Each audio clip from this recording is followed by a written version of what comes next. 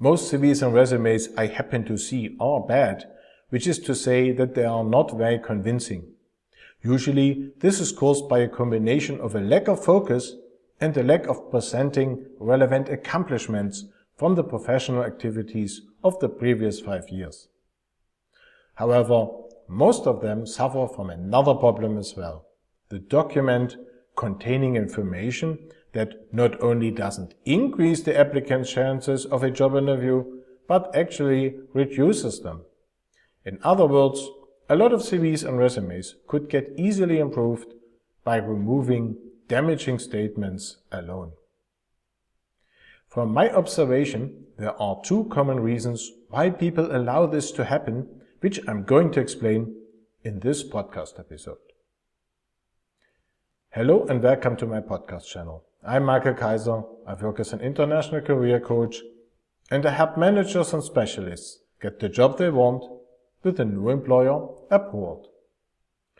As I just said, there are 2 common reasons why people let damaging information sneak in their documents. The first reason is a lack of awareness of how the details in question may be interpreted by the hiring managers and what the outcome would mean for the chances of being considered any further.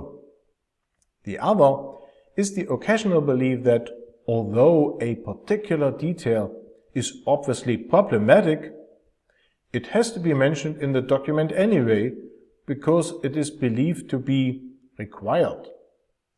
Now, there are a few exceptions, but in most situations across the world, job applicants can decide freely how they present themselves best in general and within their documents as well.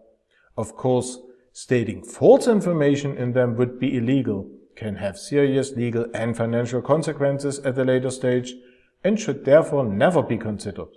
However, not presenting something that isn't in your favor is something completely else and simply a right. In other words, a CV or resume is nothing else than an advertisement, sales copy so to speak, and you need and should follow the legal and marketing rules that apply to those materials. I have prepared the following 5 examples to illustrate the problem. The first one, wrong age. If you know that the hiring managers are likely to prefer candidates at an age like yours, you should mention your age because it will increase your chances to get invited for a job interview. If you know, however, that they may consider you to be a bit too young or too old, leave it out. In such a case, you should normally not include a headshot either. Of course, people will find out about your age later in the job interviews, but here you have the chance to present yourself as mature enough or still young in spirit, respectively, which is something you can do in person, but not within your CV or resume. The second example, unsuitable headshot. In some countries, it's typical or even expected to include a headshot in your CV. Is this the case in the region where you are applying for jobs? The one you're from is not relevant for it, of course. You should add a nice little photo next to your name and contact information at the top of the first page. Nice in this context means professional in every aspect. That includes the right background, lighting, clothing, posture, smile, and so on. If you don't have one yet, get one done by a good photographer. It's well worth the investment because a picture is worth 1,000 words, as the adage goes. However, if you don't have a professional headshot at hand yet, but need to get a particular job application out very fast, then it is better not to include a photo at all rather than to use one that is not professional. The adage of the 1,000 words would apply in this case as well, but not in your favor. The third example, unfinished studies, training classes, etc. If you went to college but you did not finish it with a degree, or if you attended training classes without completing them with the usual certificate or similar, you should still mention the fact that you were engaged in such activities.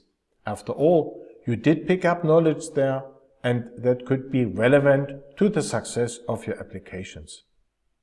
However, there is no need for mentioning that you did not complete them. Of course, you must not state a degree, etc.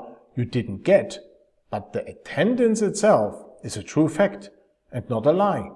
If you present your educational background in a smart way, the risk that the readers will actually become aware of this missing completion is rather low, by the way. The fourth example, unrelated activities. Mentioning any kind of activities that are not related to the positions you are applying for can have a counterproductive effect as well, especially if a certain unrelated topic is repeated too often in your CV or resume. The hiring managers may get the impression that your true interests lie with that, instead of what you're telling them officially. So, too much yoga in a document meant to get a job on the stock exchange is not a good idea. And the fifth and final example, problematic hobbies. Mentioning a hobby that is related to the positions you are applying for is normally advisable, as it emphasizes your intrinsic interest in them. So if you are a passionate free climber and you apply for sales positions with outdoor stores, your exciting hobby is likely to boost your chances to get a job with them.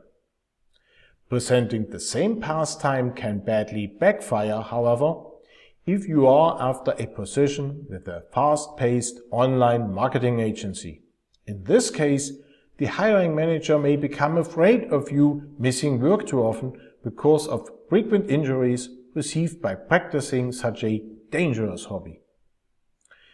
Those 5 examples are just a few of the many possible aspects where you can run into such problems. To get you on the right track with making wise decisions about whether or not to mention something, here is a question you can always ask yourself. In what way will the detail in question increase your chances to get invited for a job interview? If there is a good reason why the particular detail will help, you should include it, of course. If the answer makes you realize that it would rather be counterproductive, you should leave it out. If you come to the conclusion that it has to be regarded as neutral, leave it out too, because in this case, including it would still steal valuable advertising space from your document that could better be used for a convincing piece of information instead. So, neutral information is damaging information in the end as well. Here is another tip. The easiest way to create a truly convincing CV or resume, apart from having me at your side as a coach, is to use the special email course, How to Write a Power CV or Resume, I have created for it. You can find the link to it in the video description and be on the way to success in a few minutes already. Or, if you would like me to help you with all of that in person as a professional career coach, I'll be very happy to support you. If this is of interest to you, go to my website and click on the big button to apply for a free orientation call with me. In this call, we will analyze your current situation and needs in detail, and we will also find out how I can help you best to reach your goals fast. There's also our LinkedIn group for managers and specialists on the way to their dream job abroad, where you can network with others on this wonderful journey and receive further tips and tricks on the matter several times a week. If you're not a member yet, we hope to welcome you today. If you haven't subscribed to this podcast channel yet, now is the perfect time to do so. Make sure to also activate the bell in order not to miss out on any new episodes in the future. I'd appreciate it a lot if you leave me a like, as this helps others to discover this channel as well. And please leave me a comment with your thoughts, questions and suggestions for future episodes. That's it for today. As always, I wish you the very best for your job search abroad and today especially for improving your CV or resume, and I'll be back here very soon.